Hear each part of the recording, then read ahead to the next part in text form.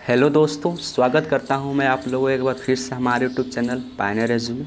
हम लोग देख रहे हैं अल्कोहल, फिनॉल एंड ईथर्स और आज एक साल लेक्चर नंबर 10। ठीक है, हम पढ़ेंगे इसमें ईथर्स के बारे में, है ना। और ये लास्ट लेक्चर होने वाला है इस चैप्टर का।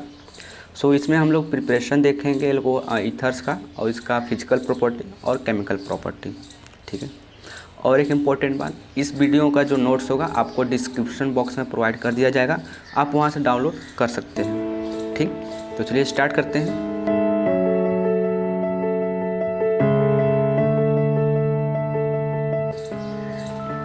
सो आज हम लोग देखेंगे ईथर्स।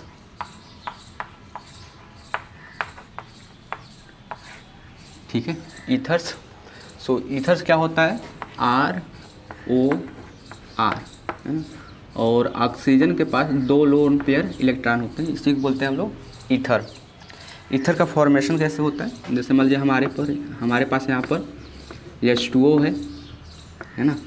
अब H2O में ऑक्सीजन के पास भी क्या होता है? 2 लोन पेयर होता है। तो हम इसमें से एक एल्काइल ग्रुप इस हाइड्रोजन से और दूसरा एल्काइल ग्रुप इस हाइड्रोजन से हम क्या कर देते हैं? रिप्लेस कर देते हैं। तो जो नया कंपाउंड बनता है क्या बनेगा यहाँ पर? अब इसके जगह H की जगह क्या आ जाएगा? एल्काइल ग्रुप यानी R आ जाएगा, तो हो जाएगा R, फिर यहाँ पर O है ना, और फिर यहाँ हो जाएगा R। तो हमारा हो गया सिंपल ईथर, जहाँ पर R क्या है? यहाँ पर एल्काइल ग्रुप है। ठीक है, R क्या है यहाँ पर? Alkyl group. सो अब हम देखेंगे कि एल्काइल ग्रुप या फिर जो ईथर्स होते हैं उनका प्रिपरेशन कैसे किया जाता है। सो ईथर का प्रिपरेशन हम लोग 2 मेथड्स के ज़रिए करते हैं, है ना। पहला होता है डिहाइड्रेशन ऑफ एल्कोहल और सेकेंड होता है विलियमसन सिंथेसिस रिएक्शन। ठीक है, सो पहला होता है, तो हेडिंग लगाएंगे हम लोग preparation of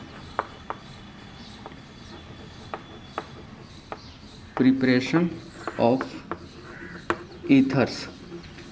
preparation of ethers. So ethers का प्रिपरेशन हम लोग 2 मेथड्स के जरिए करते हैं। पहला है, जैसे हम बताएं आप लोगों को, dehydration of alcohols. Dehydration of alcohols. Second है मेथड विलियमसन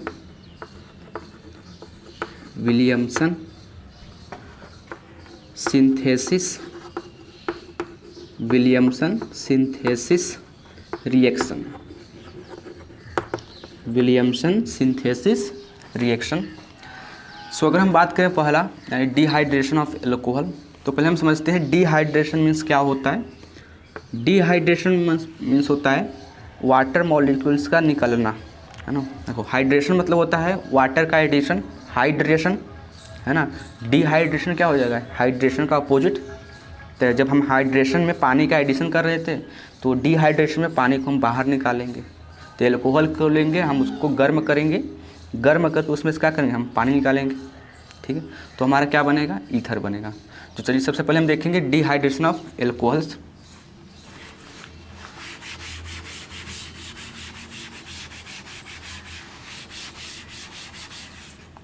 सो हम लोग पहला देखेंगे मेथड डिहाइड्रेशन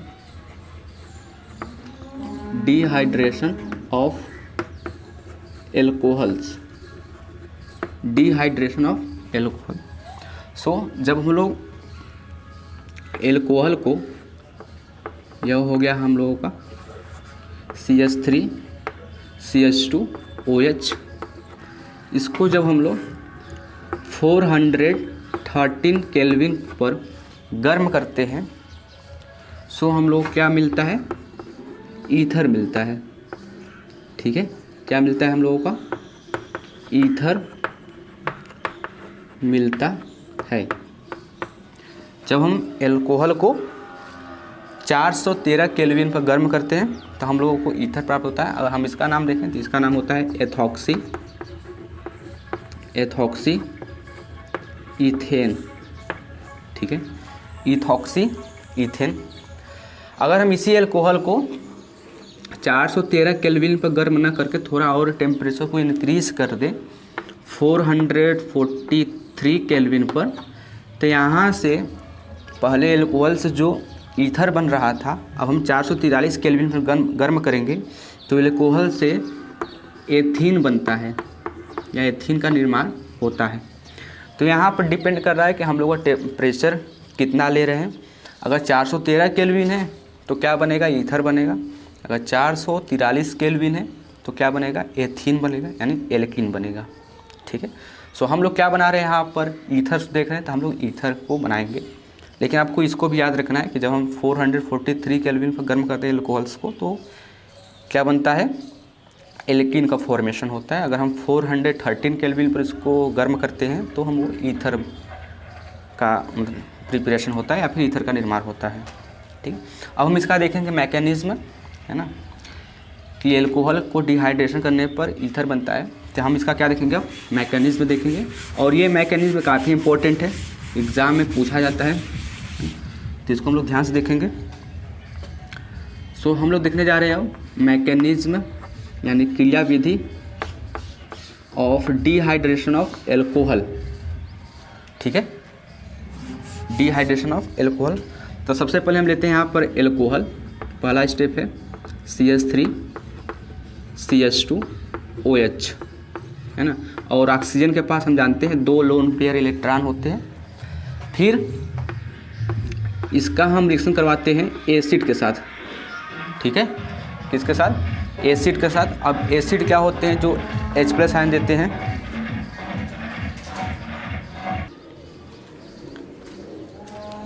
सो हम लोग देख रहे हैं इसका मैकेनिज्म। सबसे पहले पहला स्टेप है क्या चीज़, जब हम एल्कोहल को H+ के साथ रिएक्शन कराते हैं। अब हम जानते हैं जो H+ होते हैं इसमें इलेक्ट्रॉन नहीं होता है ना। अब यहाँ पर ऑक्सीजन के पास इलेक्ट्रॉन क्या दिखता है, तो क्या होगा कि यहाँ से लोन पेयर इलेक्ट्रॉन को ऑक्सीजन हाइड्रोजन को दे देगा। ठीक है, जब दे देगा तो यहाँ पर बन जाएगा हम लोगों का CH3 CH2, है ना। फिर यहाँ हो जाएगा ऑक्सीजन। अब ये चूँकि ऑक्सीजन अपने लोन पेयर इलेक्ट्रॉन को हाइड्रोजन को दे दिया है तो इसके बीच में बॉन्ड बन जाएगा हाइड्रोजन यहाँ पर, और एक हाइड्रोजन इसके साथ पहले से था, है ना। अब चूँकि ऑक्सीजन ने हाइड्रोजन को अपना लोन पेयर इलेक्ट्रॉन दिया है, मतलब इसके पास इलेक्ट्रॉन की कमी हुई है, तो इस पर कौन सा चार्ज आएगा, पॉजिटिव चार्ज। ठीक है, तो ये हो गया हम लोगों का फर्स्ट स्टेप। सेकेंड स्टेप में क्या होगा, यहाँ पर सेकेंड स्टेप में हमारे पास यहाँ पर CH3 CH2, है ना। फिर देन यहाँ पर हम लोगों का O, यहाँ पर हाइड्रोजन है, यहाँ पर हाइड्रोजन। ठीक है, अब क्या होगा, यहाँ से इसके ऊपर प्लस चार्ज है, मतलब ये जो ऑक्सीजन है ये अनस्टेबल हो जाता है ना। ऑक्सीजन की जो वैलेंसी होती है 2 होती है। अब यहाँ कितना वैलेंसी बन गया, इसका 3 वैलेंसी हो गया, तो ये अनस्टेबल हो जाता है। अनस्टेबल होने की वजह से यहाँ कार्बन जो और ऑक्सीजन के बीच में जो बॉन्ड बना होता है यहाँ से ब्रेक हो जाता है। तो यहाँ से H2 मॉलिक्यूल बाहर निकल जाता है। ठीक है, तो हम लोगों को बनता है CH3 CH2, है ना। अब चूँकि ऑक्सीजन ने कार्बन का जो अपने साझे किया गया इलेक्ट्रॉन था ले लिया है, तो इसके ऊपर आ जाएगा प्लस चार्ज, पॉजिटिव चार्ज, है ना। और यहाँ से H2 बाहर निकल जाएगा। ठीक है, विथ 2 लोन पेयर। आगे क्या हुआ कि यहाँ से जो ये कार्बोकेटान का फॉर्मेशन हुआ है यानी CH3 CH2, और यहाँ पर क्या है, प्लस चार्ज CH3 CH2, यहाँ पर क्या है, प्लस चार्ज। अब ये कार्बोकेटायन पर पीछे से एल्कोहल का दूसरा मॉलिक्यूल इस पर अटैक कर देता है ना, यानी HO CH2 CH3, ये एल्कोहल का मॉलिक्यूल है। जब ये अटैक कर देता है ना, तो यहाँ पर देखिए इलेक्ट्रॉन कमी है, यहाँ पर इलेक्ट्रॉन का दिखता है। फिर ये क्या कर देगा, इसको इलेक्ट्रॉन को दे देगा यहाँ पर ऐसे, है ना। अब ये जो मैकेनिज्म होता है ये होता है SN2 मैकेनिज्म के थ्रू, क्योंकि जो SN2 होता है, SN2 में जो न्यूक्लियोफाइल होता है बेसिकली जो ये एल्कोहल होगा, यह न्यूक्लियोफाइल की तरह एक्ट करेगा और अपना जो इलेक्ट्रॉन होगा इसको दे देगा। ठीक है, और जब हम जानते हैं जब न्यूक्लियोफाइल पीछे से अटैक करता है तो हमारा SN2 मैकेनिज्म के थ्रू होता है, और जब न्यूक्लियोफाइल आगे से अटैक करता है तो होता है हम लोग का SN1 होता है। यहाँ चूँकि पीछे से अटैक करेगा तो होगा SN2 मैकेनिज्म के थ्रू। यहाँ हम लोग का जो प्रोडक्ट बनेगा CH3 CH2, ये पहले से था CH3 CH2। अब इस कार्बन से ऑक्सीजन जुड़ जाएगा, यहाँ हो जाएगा ऑक्सीजन। अब इस ऑक्सीजन से कार्बन जुड़ा हुआ है डायरेक्ट, यहाँ हो जाएगा हाइड्रोजन। फिर यहाँ पर हो जाएगा CH2 फिर CH3, और इसके ऊपर कौन सा चार्ज आएगा, प्लस चार्ज। ठीक है, फिर यह ऑक्सीजन अपने स्थायित्व को प्राप्त करने के लिए, स्टेबिलिटी को गेन करने के लिए यहाँ से H को H+ के रूप में बाहर निकाल देगा।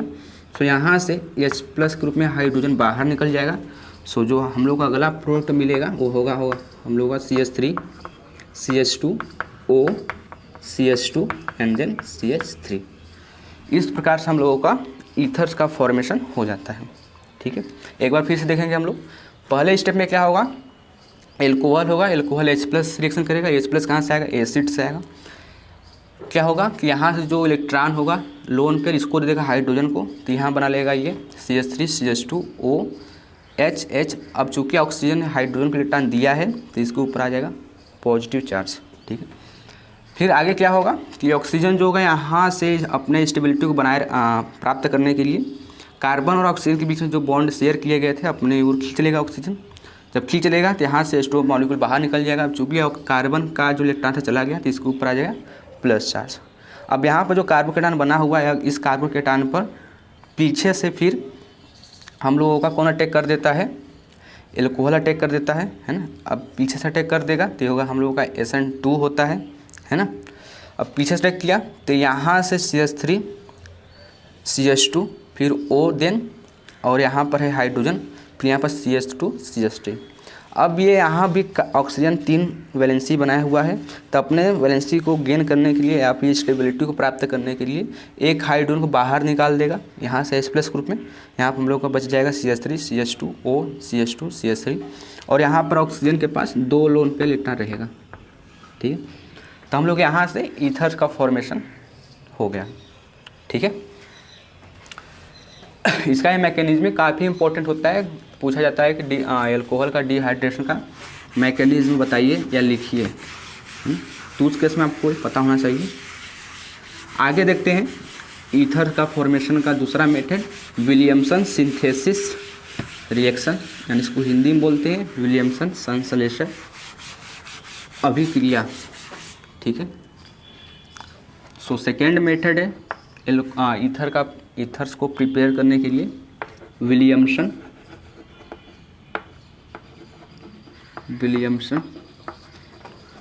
सिंथेसिस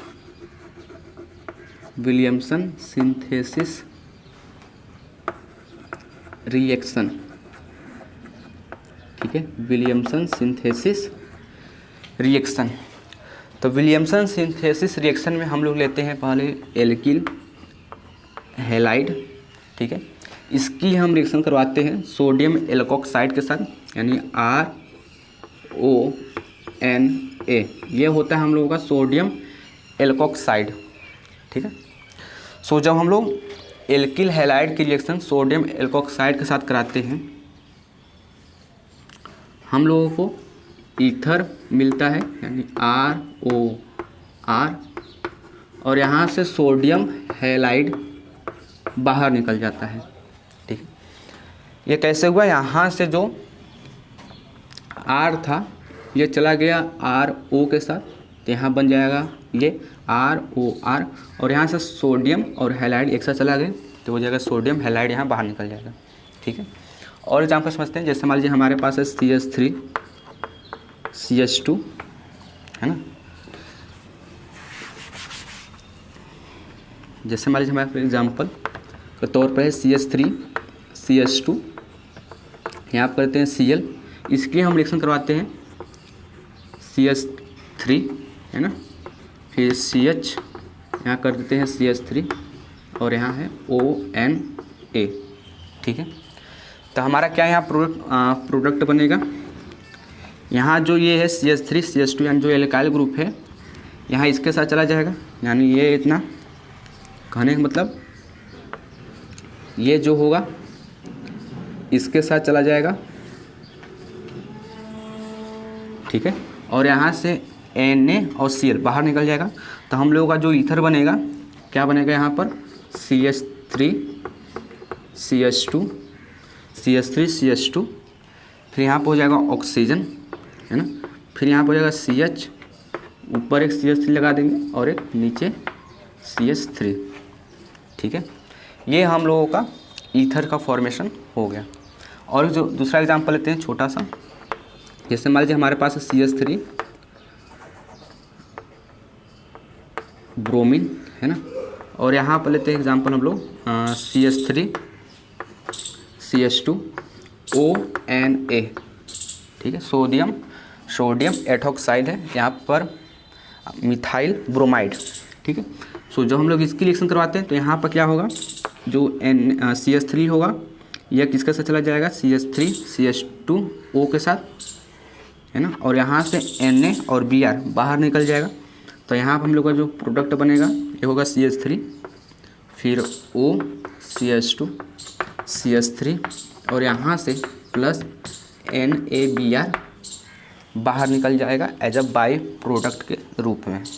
ठीक है, सो यही अब होता है हम लोगों का विलियमसन सिंथेसिस रिएक्शन। जब हम लोग एल्किल हैलाइड की रिएक्शन सोडियम एल्कोक्साइड के साथ कराते हैं तो ईथर बनता है और सोडियम हैलाइड का फॉर्मेशन होता है। इसी रिएक्शन को बोलते हैं विलियमसन सिंथेसिस रिएक्शन। ठीक है, चलिए हम लोग आगे चलते हैं हम लोग। सो यहाँ पर हम लोगों का प्रिपरेशन ऑफ ईथर खत्म हुआ। अब आगे देखे होंगे हम लोग प्रॉपर्टी ऑफ ईथर्स।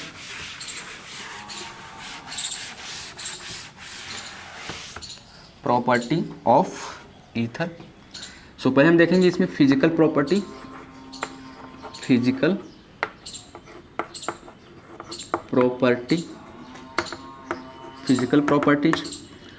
अगर हम इसके ईथर्स के फिजिकल प्रॉपर्टीज़ की बात करें तो जो ईथर्स होते हैं यानी ROR, ये पानी में यानी जल में सोल्यूबल होते हैं, घुलनशील होते हैं। क्यों घुलनशील होते हैं? क्योंकि जो ईथर्स होते हैं वह वाटर मॉलिक्यूल के साथ हाइड्रोजन बॉन्ड बनाते हैं। ठीक है, जैसे मान लीजिए यहाँ पर हम लोगों का ईथर्स का एक मॉलिक्यूल है, सो यहाँ पर जो H2O होगा, H2O के मॉलिक्यूल से हाइड्रोजन बॉन्ड शो करते हैं, तो यहाँ हो जाएगा हम लोगों का हाइड्रोजन, है ना, और यहाँ पर करते हैं ऑक्सीजन और यहाँ पर है हाइड्रोजन। ठीक है, तो जैसे आप लोग देख सकते हैं कि यहाँ जो ईथर है ROR, ये H2O के मॉलिक्यूल से हाइड्रोजन बॉन्ड शो किया, इसलिए जो ईथर्स होते हैं वो पानी में क्या होते हैं, सोल्यूबल होते हैं, घुलनशील होते हैं। ठीक है, जो ईथर्स होते हैं वो पानी में घुलनशील क्यों होते हैं? क्योंकि वो उसमें क्या पाए जाते हैं, हाइड्रोजन बॉन्ड। हाइड्रोजन बॉन्ड को हम लोग कैसे डिनोट करते हैं, डॉट डॉट लाइन से। ठीक है, इतना आपको पता होना चाहिए। चलिए आगे चलते हैं हम लोग। अब हम लोग बात करते हैं केमिकल प्रॉपर्टीज़ का।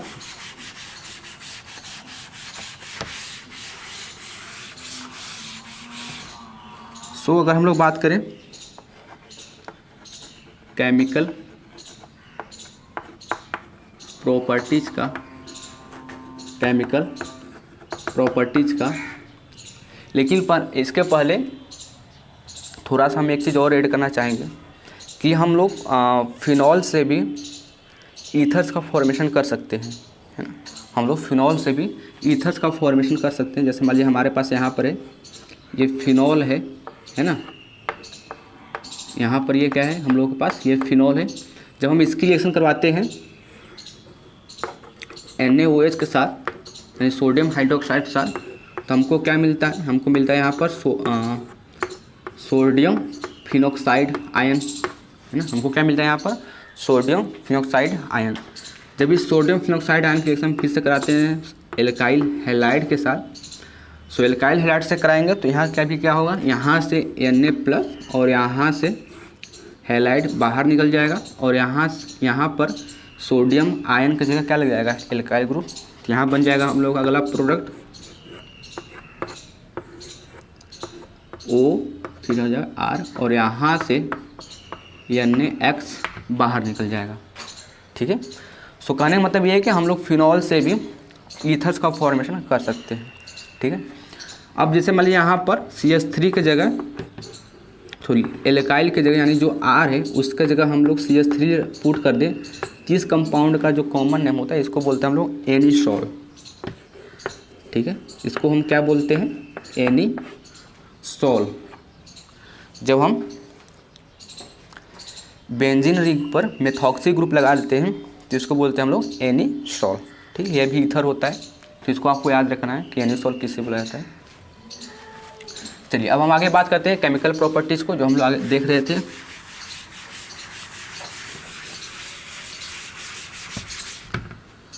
सो अगर हम लोग केमिकल प्रॉपर्टी की बात करें तो जो फिनॉल्स होते हैं या फिर जो ईथर्स होते हैं उसमें इलेक्ट्रोफिलिक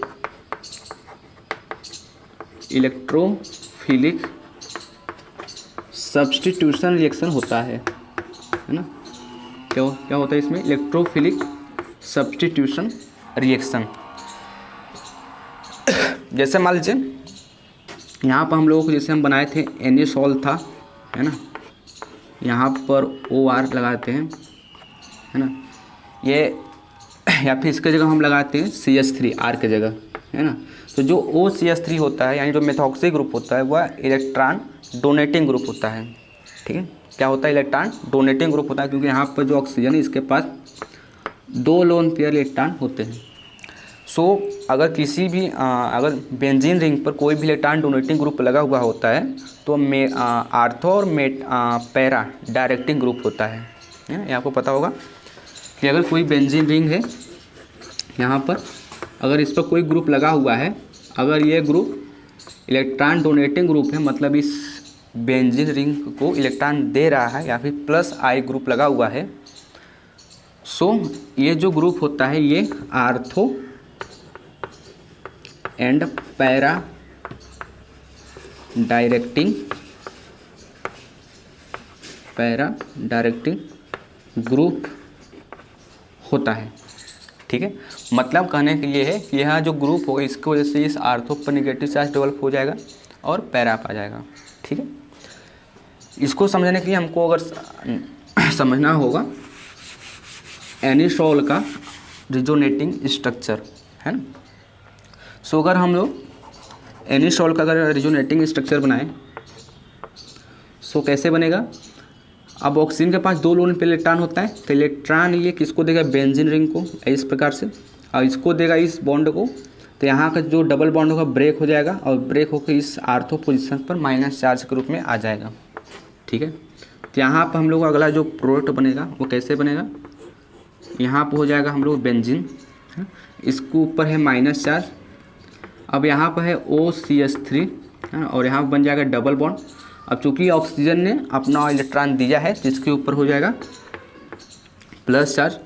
अब यहाँ पर डबल बॉन्ड है, यहाँ भी डबल बॉन्ड है।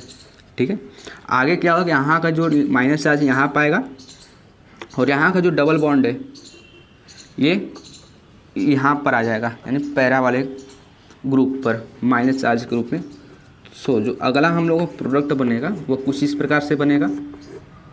यहाँ हो जाएगा हम लोगों का डबल बॉन्ड, है ना। अब यहाँ हो जाएगा निगेटिव चार्ज और यहाँ पर है डबल बॉन्ड पहले से ही है, यहाँ हो जाएगा double bond, partially double bond OCH3, है ना, और उसके ऊपर हो जाएगा पॉजिटिव चार्ज। ठीक है, आगे क्या होगा कि आगे यहाँ पर जो माइनस चार्ज है यहाँ पाएगा और यहाँ का जो डबल बॉन्ड है वो यहाँ पर आ जाएगा। ठीक है, सो क्या बनेगा हम लोगों का अगला प्रोडक्ट, यह हो जाएगा हम लोगों का,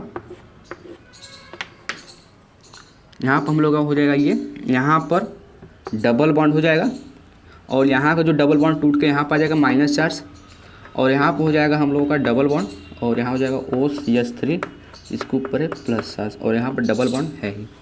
ठीक है, आगे क्या होगा कि यहाँ का जो माइनस चार्ज यहाँ पर आ जाएगा और यहाँ का जो डबल बॉन्ड है, पार्शियल डबल बॉन्ड है, वो जहाँ से आया था वहाँ चला जाएगा, मतलब ऑक्सीजन से आया था यहाँ पे चला जाएगा। सो अगला हम लोगों का क्या बनेगा, रिजोनेटिंग स्ट्रक्चर। यहाँ पे हो जाएगा हम लोगों का double bond double bond double bond, यहाँ पे हो जाएगा सिंगल बॉन्ड, और यहाँ हो जाएगा O, फिर यहाँ पे हो जाएगा CH3 with 2 lone pair electron. So यह हमारा हो गया एनिसोल का रिजोनेटिंग स्ट्रक्चर। तो इस रिजोनेटिंग स्ट्रक्चर से हमको ये देखने को मिल रहा है कि यहाँ पर जो माइनस चार्ज डेवलप हुआ, एक यहाँ डेवलप हुआ और एक यहाँ डेवलप हुआ और एक यहाँ डेवलप हुआ, मतलब आर्थो पर डेवलप हुआ माइनस चार्ज और पैरा पर डेवलप हुआ। अब कोई भी जो इलेक्ट्रोफाइल होगा वो कहाँ पर अटैक करेगा, आर्थो पर करेगा और कहाँ करेगा, पैरा पर करेगा। इलेक्ट्रोफाइल्स क्या होते हैं, जो कि इलेक्ट्रॉन को स्नेह करें, ठीक है, इलेक्ट्रॉन को स्नेह करें। तो इलेक्ट्रॉन को स्नेह कहाँ करेगा, जहाँ पे इलेक्ट्रॉन हो। तो इलेक्ट्रॉन कहाँ पे है, इलेक्ट्रॉन में तो माइनस चार्ज, तो आर्थो पे और पैरा पे है। तो कोई भी जो न्यूक्लियोफाइल होगा वह कहाँ पर अटैक करेगा, एक बार आर्थो पे करेगा, एक बार कहाँ करेगा, पैरा पे करेगा, ठीक है। अब हम इलेक्ट्रोफिलिक सब्स्टिट्यूशन रिएक्शन में सबसे पहले लेते हैं हम लोग ब्रोमिनेशन, ठीक है, ब्रोमिनेशन।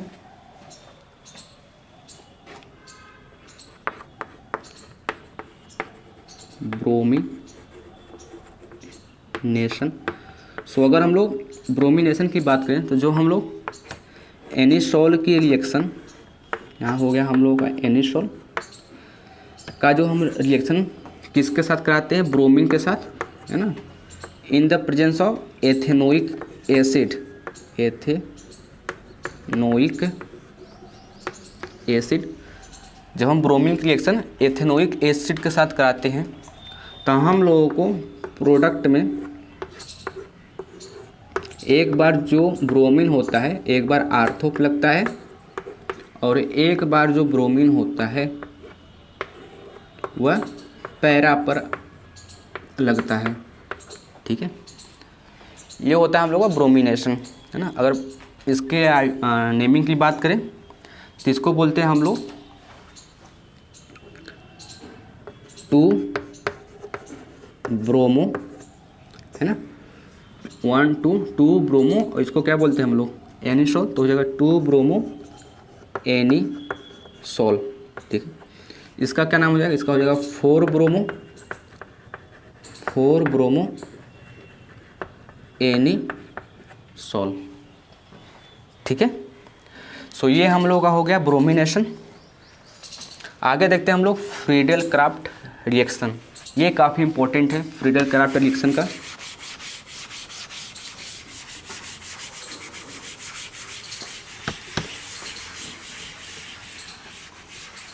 सो हम लोग का अगला केमिकल प्रॉपर्टी है इलेक्ट्रोफिलिक सब्स्टिट्यूशन रिएक्शन में सेकेंड है हम लोगों का बी, फ्रीडल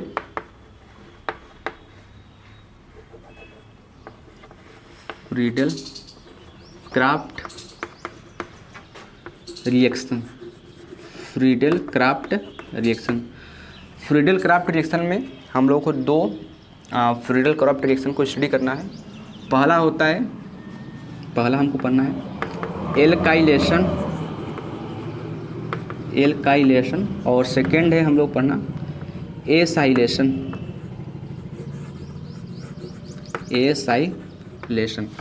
सो पहले बोलेंगे हमको, इसको बोलेंगे फ्रीडल क्राफ्ट एल्काइलेशन रिएक्शन, इसको बोलेंगे फ्रीडल क्राफ्ट एसाइलेशन रिएक्शन। अगर हम बात करें एल्काइलेशन, तो एल्काइलेशन में हम लोग फिर ईथर की रिएक्शन या फिर एनिसोल की रिएक्शन हम लोग कराते हैं CH3Cl के साथ, ठीक है। और एसाइलेशन में हम लोग ईथर्स की रिएक्शन कराते हैं CH3COCl के साथ, मतलब एसाइल क्लोराइड के साथ, ठीक है। किसके साथ कराते हैं, एसाइल क्लोराइड के साथ। अगर हम लोग बात करें एल्काइलेशन यानी फ्रीडल क्राफ्ट एल्काइलेशन रिएक्शन की, सो जब हम लोग एनिसोल की रिएक्शन, ये हो गया हम लोगों का एनिसोल, ठीक है। एनिसोल की रिएक्शन कराते हैं हम लोग CH3Cl के साथ और in the presence of AlCl3 aluminium chloride के साथ सो हम लोग को जो प्रोडक्ट मिलता है यहाँ पर मिलता है, अब यहाँ पर जो न्यूक्लियोफाइल जनरेट होता है वह होता है हम लोगों का CH3। क्यों होता है? क्योंकि जो LCl3 होता है वह क्लोरीन को लेकर चला जाता है और बना लेता है LCl4 माइनस, है ना। और जो CH3 बचा ये क्या होता है? न्यूक्लियोफाइल इलेक्ट्रोफाइल होता है। अब इलेक्ट्रोफाइल एक बार आर्थो लग जाएगा और एक बार कहाँ लग जाएगा? पैरा लग जाएगा। तो यह हो जाएगा हम लोग का OCH3। एक बार लगाते हैं हम लोग इसको CH3 को आर्थो वाले पर, और एक बार लगा देंगे इसको पैरा ग्रुप पर OCH3, और यहाँ लगा देंगे हम लोग इसको CH3। ये होता है हम लोगों का Friedel craft alkylation reaction. Friedel craft alkylation reaction, ठीक है। अगर हम इसके बात करें नेमिंग की, है ना, तो इसको बोलते हैं हम लोग 1 2, तो इसको बोलेंगे 2 मेथॉक्सी, ठीक है। OCH3 क्या बोलते हैं? मेथॉक्सी, है ना।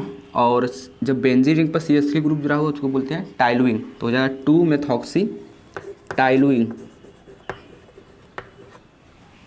2 मेथॉक्सी टाइलुइन। इसका क्या नाम हो जाएगा? इसका नाम हो जाएगा 4 मेथॉक्सी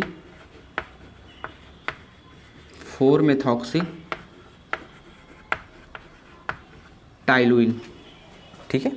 4 मेथॉक्सी टाइलुइन।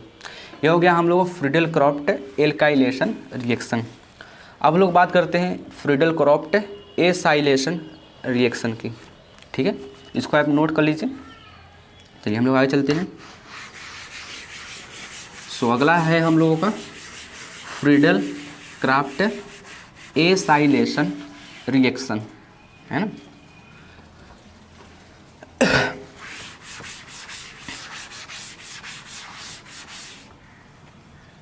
सो अगला है हम लोगों का फ्रीडेल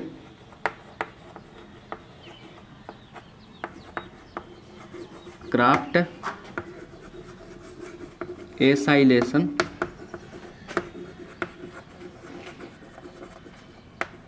रिएक्शन, ठीक है। सो जब हम लोग एनिसोल की रिएक्शन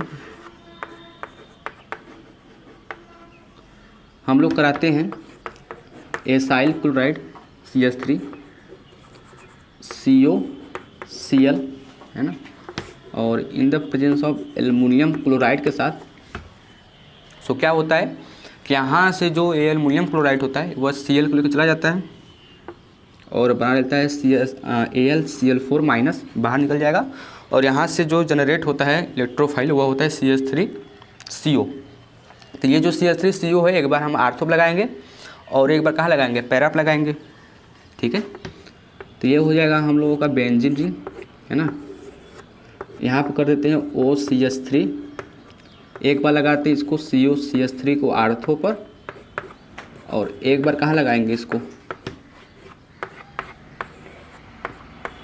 OCH3, एक बार लगा देंगे इसको COCH3 को पैरा पर, ठीक है। तो यहाँ पर हम लोग का प्रोडक्ट बन गया। अगर हम बात करें इसके नेमिंग का, जिसको बोलते हैं 2 मेथॉक्सी, है ना, 2 मेथॉक्सी, और उसको बोलते हैं जब बेंजीन रिंग पर COCH3 ग्रुप लगा होता है तो उसको बोलते हैं एसिटोफिनोन। 2 मेथॉक्सी एसिटोफिनोन, ठीक है। इसका क्या नाम हो जाएगा? अब यहाँ पर देखेंगे तो ये हो जाएगा 1 2 3 4, तो हो जाएगा 4 मेथॉक्सी एसिटोफिनोन, ठीक है। 4 मेथॉक्सी एसिटोफिनोन। सो यहाँ पर हम लोगों का Friedel Crafts acylation reaction complete हुआ। इसको हम फिर से समझाते हैं। देखिए 2 तरीके से होता है फ्रीडेल क्राफ्ट, एक होता है एल्काइलेशन, एक होता है एसाइलेशन। एल्काइलेशन में हम लोग CH3Cl के साथ रिएक्शन कराते हैं, और एसाइलेशन में हम लोग CH3COCl के साथ रिएक्शन कराते हैं।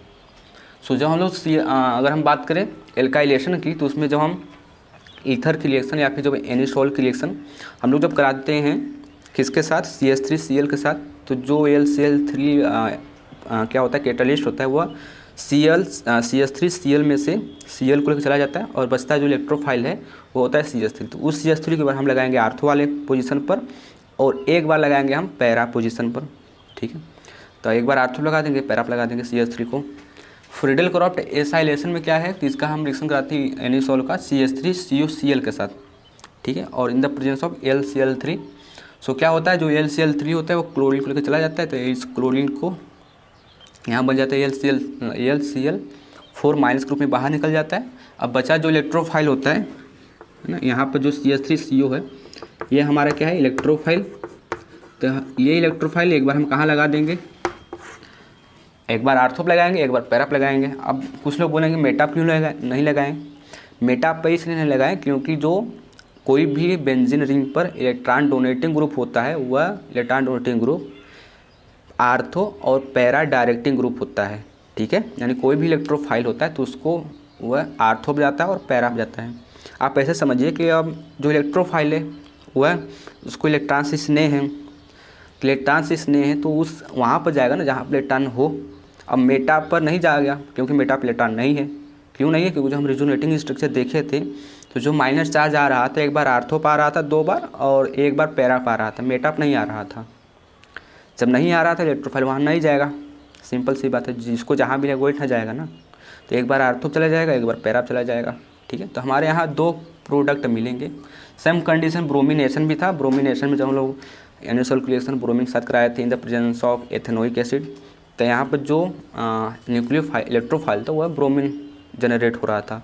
तो एक बार ब्रोमीन को लगा दो आर्थो पर, एक बार लगा दो पैरा पर, दैट्स इट, ठीक। यही होता है हम लोग electrophile substitution reaction in ethers या फिर एनिसोल में, ठीक है। उम्मीद करते हैं आप लोगों को ये वीडियो आपको अच्छी लगी हो और समझ में आई हो और काफ़ी इंजॉय किए होंगे। इसी उम्मीद के साथ मिलते हैं अगली वीडियो में, तब तक के लिए पढ़ाई करते रहें।